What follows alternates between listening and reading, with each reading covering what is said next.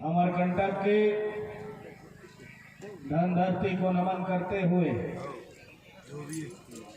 परम श्रद्धे गोंडवाना रत्न प्रेम दादा मरकाम जी को सेवा जोहार करते हुए गोंडवाना गणतंत्र पार्टी के 32वां स्थापना दिवस पर आप सभी साथियों को शुभकामना, बधाई और गोंडवाना के साथ में दादा मरकाम के साथ गोंडवाना की बात को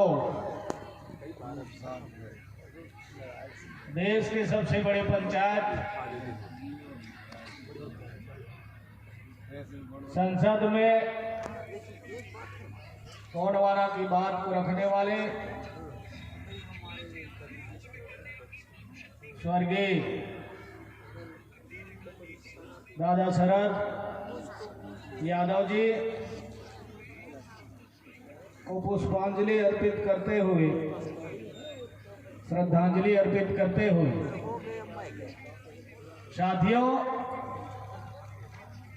आज के इस कार्यक्रम में गोंडवाना गणतंत्र पार्टी के राष्ट्रीय अध्यक्ष सम्माननीय बड़े भाई तुलेश्वर सिंह मरकाम जी मंच पर मंचासीन गोंडवाना गणतंत्र पार्टी के राष्ट्रीय महासचिव भाई बलबीर तोमर जी, मंच पर मंचासीन मध्य प्रदेश के प्रदेश अध्यक्ष सम्माननीय हवान सिंह पूर्ति जी, कार्यवाहक प्रदेश अध्यक्ष पूर्व मंत्री शोभाराम बलाबी जी, मंच पर मंचासीन उत्तर प्रदेश के अध्यक्ष रामनाथ मोहन जी, मंच पर मंचासीन मातृशक्ति प्रकोष्ठ के राष्ट्रीय अध्यक्ष सम्माननीय गोंडवाना प्रीतम पतराम जी, मंच पर मंचासीन गोंडवाना गणतंत्र पार्टी के राष्ट्रीय संगठन सचिव रूप नारायण पोया जी और मंच पर अनुसूचित जाति मोर्चा के राष्ट्रीय अध्यक्ष सम्माननीय सतीश नागवंशी जी, युवा मोर्चा के राष्ट्रीय अध्यक्ष सम्माननीय अनिल धुर्वे जी और तमाम मातृशक्ति पितृशक्ति और युवा मोर्चा के साथी, जीएसयू के साथी और यहाँ उपस्थित सभी कार्यकर्ता पदाधिकारीगण सभी को मेरा सादर सादर सेवा जोहार। साथियों, गोंडवाना गणतंत्र पार्टी का स्थापना दादा मरकाम जी ने तीव्रता की धरती में कुछ लोगों के साथ, उस समय बहुत ज्यादा लोग नहीं थे, 10 से 11 लोग थे और वो दिन था 19 दिसंबर 1990, क्योंकि छत्तीसगढ़ में शहीद वीर नारायण सिंह सोना खान की शहादत दिवस उस दिन मनाते थे और छत्तीसगढ़ बनने के बाद उसे 10 तारीख को मनाया जाता है।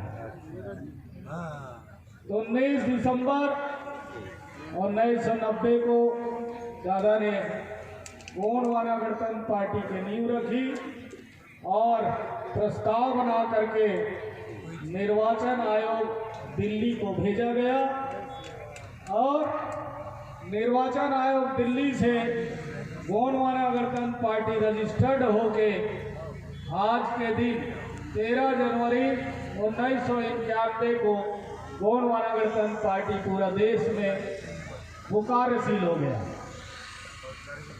और तब से गोंडवाना आंदोलन उस समय का मध्य प्रदेश में स्थापना हुई।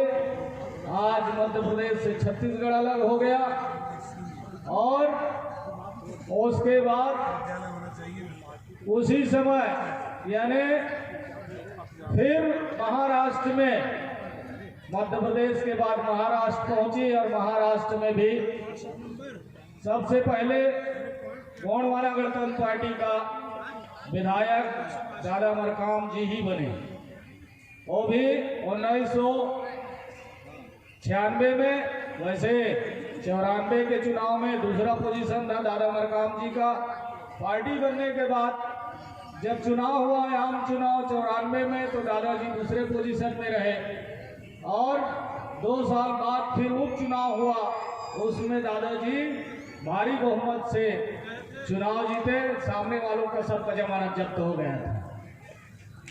इस तरह गोंडवाना गणतंत्र पार्टी का कारवां फिर आगे बढ़ा और फिर महाराष्ट्र पहुंची। महाराष्ट्र में गोंडवाना गणतंत्र पार्टी ने वहां अपना विधायक बनाया सिरोंचा विधानसभा। फिर उसके बाद गोंडवाना गणतंत्र पार्टी का फिर से चुनाव हुआ। फिर दादा मरकाम जी पुनः 98 में गोंडवाना गणतंत्र पार्टी से आम चुनाव में फिर से निर्वाचित हुए और मध्य प्रदेश में बहुत अच्छा स्थिति था उस समय। और 2000 में मध्य प्रदेश और छत्तीसगढ़ अलग हुआ और 2003 में आम चुनाव हुए, तो मध्य प्रदेश में हमारे 3 विधायक बने और 30 जगह हमारी पोजीशन सेकंड स्थिति में रही। और उसी के चलते जो कांग्रेस की सरकार थी वो खत्म हुई मध्य प्रदेश से। गोंडवाना का इतना ताकत और सब लोगों ने मिल करके गोंडवाना को कैसे षड्यंत्र पूर्वक उसे नेस्त नाबूद करने का जो षड्यंत्र रचा गया और बहुत सारे साथी उस पर फंस गए। इसलिए मैं कहना चाहूंगा कि गोंडवाना गणतंत्र पार्टी का जो आंदोलन है आज मध्य प्रदेश के उस समय की वर्तमान छत्तीसगढ़ की धरती से निकल के आज देश के 16 राज्य में वो चल रहा है, जिसमें आज मध्य प्रदेश, छत्तीसगढ़, उत्तर प्रदेश और महाराष्ट्र के साथ ही अभी वर्तमान में यहाँ मंच पर मंचासीन है। निश्चित तौर पर कल आज रात तक बहुत सारे सभी प्रांत के लोग आ जाएंगे और हम लोगों को चाहिए कि आंदोलन को और दिन दूनी रात चौगनी आगे बढ़ाने की आवश्यकता है। हम लोगों को घर घर जाने की आवश्यकता है। अभी जो घर घर गोंडवाना चली गांव की ओर, घर घर झंडा हर घर झंडा का अभियान मध्य प्रदेश के धरती से हम लोगों ने जो राष्ट्रीय अध्यक्ष जी के माध्यम से प्रारंभ किया गया है, अब उसे सारे कार्यकर्ता जितने भी पदाधिकारी हैं, जो कार्यकर्ता हैं और जो समर्थित हैं, जो समर्थक हैं गोंडवाना के, उन तमाम साथियों से मेरा अपील है कि आप सब लोग हर घर में जा करके गोंडवाना के बारे में चर्चा करिए, उन्हें गोंडवाना गणतंत्र पार्टी का सदस्यता स्वीकार करवाएं, सदस्य बनाएं, ताकि आने वाले समय में जो 2023 के अक्टूबर नवंबर में चुनाव होना है 5 राज्य में, जिसमें हम लोग मध्य प्रदेश और छत्तीसगढ़ प्रमुख रूप से है।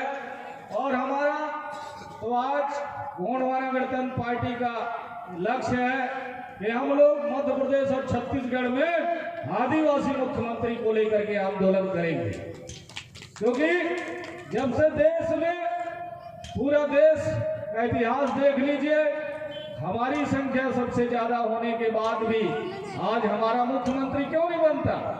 दूसरे दल के लोग आपको भड़काते हैं। इसलिए हमारे लोगों को सही बात बताइए, लोगों को सही बात बताया जाना चाहिए कि छत्तीसगढ़ में जब हमारी बहुमत ज्यादा है तो मुख्यमंत्री हमारा क्यों नहीं नहीं होना चाहिए, आदिवासी होना चाहिए कि नहीं होना चाहिए?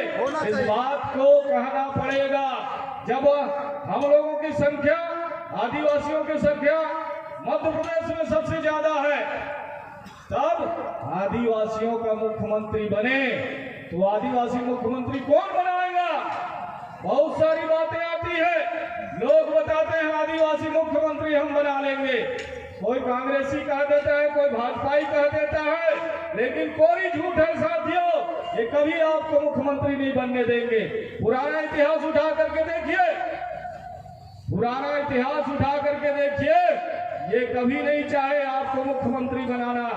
इसलिए मुख्यमंत्री गोंडवाना गणतंत्र जरूर बना सकती है, बशर्ते समाज को कंधे से कंधा मिला करके गोंडवाना गणतंत्र पार्टी का झंडा को लेकर के आपको आगे बढ़ना पड़ेगा।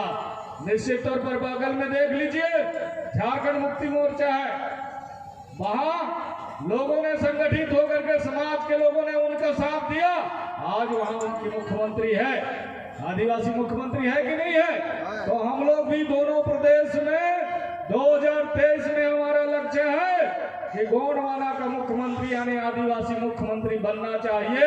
इस मुद्दा को लेकर के हमको घर घर जाना पड़ेगा, हर घर जाना पड़ेगा, हर विधानसभा में हमको जो सिस्टम है पार्टी का उसके तहत हमको काम करना पड़ेगा। क्योंकि हमारे लोग कोई भी बात को कहीं पर भी बोल देते हैं, इसलिए मेरा निवेदन है आप लोगों से, जो बातें बंद कमरे में किया जाता है उसको हम खुले मंच में ना बोलें, और खुले मंच में जो बोलना चाहिए, आज जल जंगल जमीन का मामला है, आदिवासियों का, अनुसूचित जातियों का सब प्लान का मामला है, वो पैसा आखिर हमारे नाम पर इस देश में आया, वो पैसा कहाँ है, इसका हिसाब कौन लेगा? इसीलिए तो दादा मरकाम जी ने गोंडवाना गणतंत्र पार्टी बनाया कि हमारे नाम का पैसा इन दोनों चोरों ने चोरी कर लिया, इन लोगों ने डकैती किया है। इस डकैती लोगों को यहाँ से जड़ समेत इनको उखाड़ के फेंकना पड़ेगा, ताकि आने वाले समय में यहाँ के आदिवासी मूल निवासी समाज को उसका हक और अधिकार मिल सके। इसलिए हम सब लोगों को गोंडवाना गणतंत्र पार्टी की इस आंदोलन को, जो दादा मरकाम जी ने गांव-गांव चल के, पैदल चल के, साइकिल में चल के, मोटरसाइकिल में चल के, ट्रक में, मैं दादा के साथ ट्रक में भी चला 1997 में।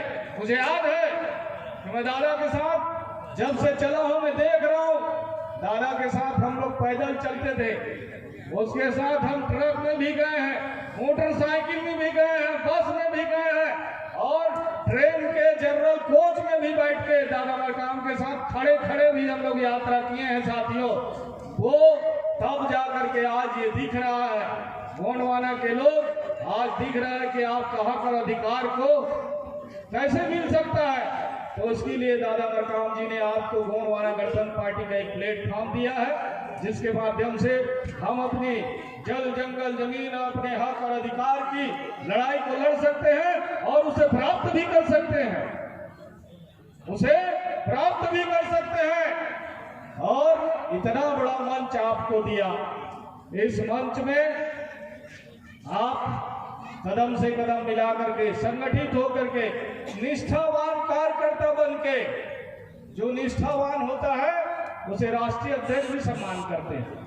कोई भी संगठन का मामला हो, जो अगर निष्ठावान कार्य करता है उसका दुनिया में हर जगह सम्मान होगा साथियों।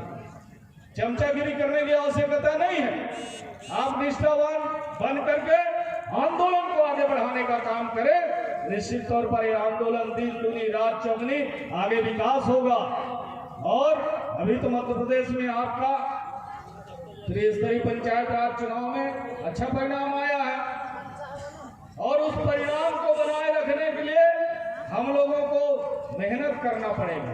अब ऐसा नहीं कि अच्छा परिणाम आया और घर में सो गए, इसको तो दिन दुनी रात चौगनी आपको रात में भी काम करना पड़ेगा। वैसे हम पूरे देश में बहुत सारे राजनीतिक दल देखे, लेकिन गोंडवाना गणतंत्र पार्टी 24 घंटा काम करती है। लगता है कि नहीं है भाई आप लोगों को?